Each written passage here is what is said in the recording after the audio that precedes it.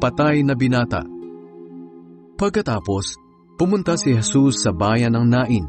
Sumama sa kanya ang mga tagasunod niya at ang maraming tao. Nang malapit na sila sa pintuan ng bayan ng Nain, nakasalubong nila ang libing ng kaisa-isang anak ng isang biyuda.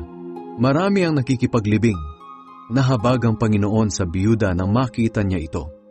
Sinabi niya sa biyuda, "Huwag kang umiyak." Nilapitan ni Jesus at hinawakan ang kinalalagyan ng patay upang tumigil ang mga nagdadala nito. Sinabi ni Jesus, "Binata, bumangon ka." Umupo ang patay at nagsalita, at ibinigay siya ni Jesus sa kanyang ina. Kinilabutan ng mga tao at nagpuri sila sa Diyos.